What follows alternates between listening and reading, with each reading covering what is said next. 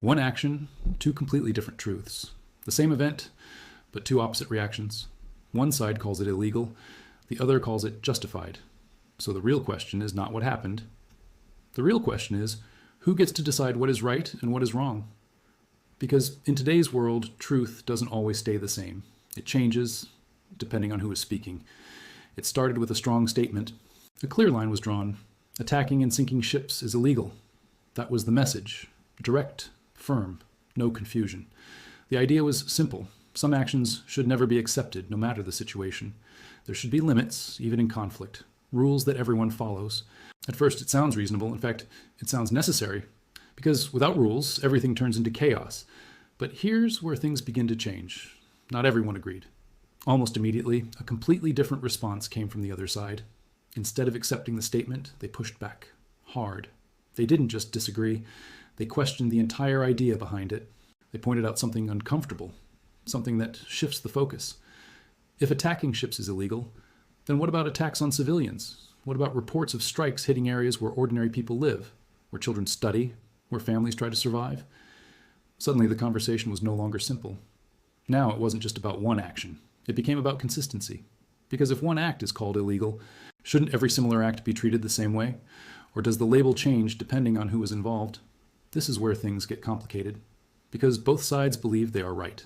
One side talks about international law, rules of war, and clear boundaries that must not be crossed. The other side talks about real-world consequences, about what actually happens on the ground, about lives affected, about actions that seem to go unnoticed or unpunished. And both sides use strong words. Both sides present their version of truth. So now we have a situation where the same idea, what is legal and what is not, is being used in two completely different ways. On one side, it is a rule. On the other side, it is a question. And this creates confusion, because for the average person watching all this, it becomes difficult to understand what is actually true. Is there a fixed line between right and wrong? Or does that line move depending on the situation? Think about it. If an action is wrong in one case, but ignored or justified in another, then what does wrong really mean? This is the point where the story stops being about one statement. It becomes something bigger. It becomes about how narratives are built, how words are used, how the same event can be shown in two completely different ways. One version focuses on rules and legality. The other focuses on impact and consequences. And both feel convincing. That's the most powerful part. Because when both sides sound right, it becomes very hard to know what to believe. This is not just a disagreement. This is a clash of perspectives. And in this clash, something important gets lost. Clarity. Because instead of one clear truth, we now have two competing truths, and each one is supported by its own arguments, its own examples, and its own emotions. So the question is no longer just about what happened. The question becomes, who controls the story? Who decides which actions are highlighted and which are ignored? Because once the story is shaped in a certain way, people begin to see things differently. One headline can make something look unacceptable. Another headline can make the same thing look understandable. Same event, different feeling. And this is where things become even more serious. Because when truth starts depending on perspective, trust starts to break. People stop believing in one clear standard. Instead, they start believing that rules are flexible, that they can change depending on power, influence, or position. And when that happens, a deeper question begins to rise. Are rules really the same for everyone, or are they applied differently, depending on who is involved? This is not an easy question, and it doesn't have a simple answer. But it is a question that keeps growing. Because every time a similar situation happens, every time different reactions are seen for similar actions, this doubt becomes stronger. And slowly people start noticing a pattern where one act leads to two truths. And that's where the real story begins. On one screen, everything looks clear, clean, simple. Rules are being explained, lines are being drawn. Words like illegal and unacceptable are used with full confidence. It feels structured. Like there's a system in place that decides what is right and what is wrong. But then you switch to the other screen, and suddenly the same moment looks completely different. Now the focus is not on rules. Now the focus is on people, on damaged homes, on fear, on lives that are affected in ways that no statement can fully explain. And just like that, one event splits into two realities. This is where the real clash begins. Because both sides are not just telling different stories, they're telling stories built on completely different foundations. The first narrative stands on the idea of order. It talks about international rules, accepted standards, and limits that must not be crossed. It argues that without these rules, conflict becomes endless. that once certain actions are allowed, everything else starts to fall apart. From this point of view, calling something illegal is not just an opinion, it is a warning, a message that says, if this line is crossed, the system itself becomes weak. And for many people, this makes sense, because rules are what create stability. They are what separate chaos from control. But then comes the second narrative, and it doesn't reject rules. It questions how those rules are used. It asks a simple but uncomfortable question. If rules exist, are they applied equally? Because from this side, the problem is not the rule itself. The problem is consistency. They point toward incidents where civilians have been harmed, where places that should be safe did not stay safe, where reports have raised serious concerns. And their argument is not just emotional, it is logical in its own way. Because if one action is called illegal, then every similar action should also be called illegal. No exceptions, no selective reactions. This is where the tension rises.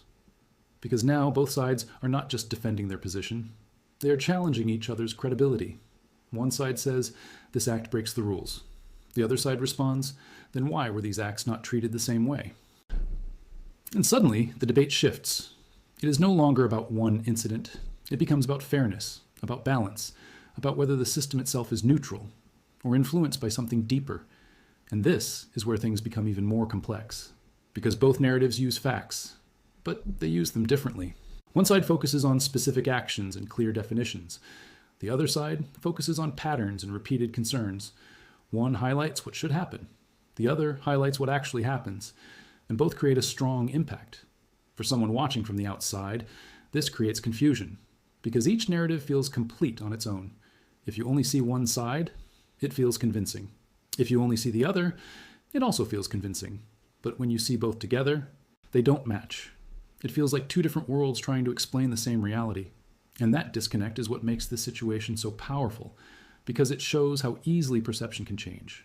The same words, like justice, law, morality, can carry different meanings depending on how they are used. And once meanings start to shift, understanding becomes difficult. This is also where emotions begin to take over, because behind every argument, there are people. People who feel ignored, people who feel targeted, people who feel that their reality is not being fully acknowledged. And emotions make every narrative stronger. They give it weight. They make it harder to ignore. So now, we are not just dealing with facts and rules. We are dealing with belief. Each side believes their version is closer to the truth. Each side believes they are pointing out something important. And when belief enters the conversation, agreement becomes even harder.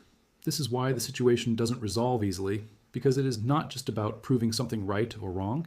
It is about two completely different ways of seeing the same world. One through the lens of rules, the other through the lens of experience. And when these two lenses don't align, conflict is not just possible, it is inevitable. This is the moment where the story becomes bigger than the event itself. Because now, it is no longer about what happened. It is about how it is understood. And that understanding shapes everything that comes next. Forget the names, forget the sides, forget who said what. Just focus on the pattern. Because once you remove the labels, something starts to repeat. An action happens, a reaction follows. And then, a completely different reaction appears somewhere else for something very similar. Same type of act, different judgment. And this is not new. This pattern has been showing up again and again. Sometimes it's called illegal. Sometimes it's called necessary. Sometimes it's ignored completely. And the difference is not always the action itself. The difference is who is involved. This is where the idea of selective truth begins to take shape. Not a truth that is fixed, but a truth that shifts. A truth that can change tone depending on the situation. Because in many cases, it's not just about what happens. It's about how it is presented. Think about how stories are told. One version uses strong words. Illegal, violation, unacceptable. Another version uses softer language. Response, operation, necessity. Both describe actions, but they create completely different feelings. And that feeling changes how people react. This is how narratives are built, not just with facts, but with framing. Because the way something is shown can be just as powerful as what actually happened. And once a narrative is strong enough, it starts shaping public opinion. People begin to pick sides, not always based on full information, but based on the version of the story they see first. This is where influence comes in, because not every voice has the same reach. Some voices are louder, some stories spread faster, some perspectives get more attention, and others fade into the background. So even if two similar events happen, they don't always get the same level of focus. One becomes global news, the other becomes a small report. And this difference matters, because attention decides importance, and importance decides reaction. This is how imbalance begins, not always through clear decisions, but through small differences in coverage, tone, and emphasis. And over time, these small differences create a bigger effect. A perception that things are not equal, that rules exist, but they don't apply the same way to everyone. This is where the word hypocrisy starts to appear, not always loudly, sometimes quietly. And questions like, why was this called illegal, but that wasn't? Why was this condemned, but that was explained? Why does the response change when the action looks the same? These are not simple questions, because they challenge the system itself. They don't just ask what is right or wrong, they ask how those decisions are made, and who makes them. This brings us to something deeper, power, because in many situations, power plays a silent role, not always visible, not always directly mentioned, but present. Power can shape narratives. It can decide which stories get attention. It can influence how actions are described. And when power is involved, neutrality becomes harder to maintain. This doesn't mean every decision is controlled, but it does mean not every situation is treated equally. And people notice this, maybe not immediately, but over time. As more examples appear, as more contradictions are seen, the pattern becomes clearer.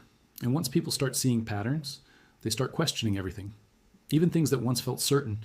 This is the turning point, because now the discussion is no longer about one event. It becomes about trust, trust in rules, trust in fairness, trust in the idea that there is a clear standard for everyone. And when that trust begins to weaken, everything else starts to feel uncertain. Because if the same act can lead to two different truths, then maybe truth is not as fixed as we thought. Maybe it is shaped, adjusted, framed. And that realization is uncomfortable, because it means the world is not as clear as it seems. It means right and wrong are not always decided in the same way. And it means that behind every statement, there might be more than just the words we hear. This is where the real question begins to form. Not about what happened, but about how it is judged, and whether that judgment is truly fair, not to one event, not to one statement, but to something much bigger. When the same action creates two different truths, it doesn't just confuse people, it changes how people see the world. Because slowly, something important starts to break. Trust. Trust in rules. Trust in fairness. Trust in the idea that there is a clear line between right and wrong. At first, it's just a small doubt, a simple thought, why was this treated differently? But then it happens again, and again, and again. And that small doubt grows. People start noticing patterns. They start connecting events. They start questioning decisions. And once that questioning begins, it doesn't stop easily, because every new situation is now seen through a different lens, not just what happened, but how it is being presented. This is where the impact becomes real. Because when people stop trusting the system, they stop believing in its outcomes. A decision is made, but instead of acceptance, there is suspicion. A statement is given, but instead of clarity, there is doubt. Everything starts to feel uncertain. And uncertainty creates tension, not just between countries, but between people.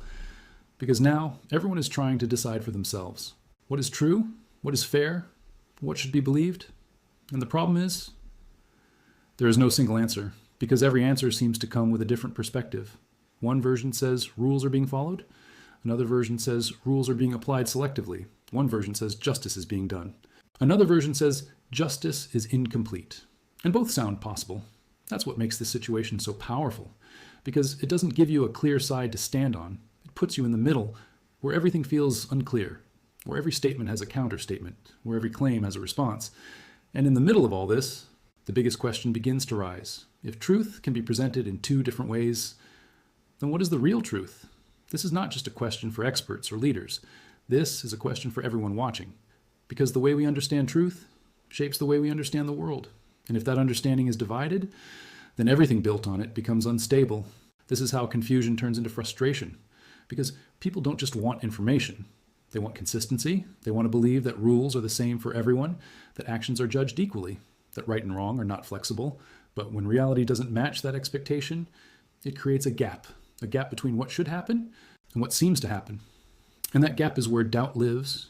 This is why these moments matter, not because of one statement, not because of one reaction, but because of what they represent.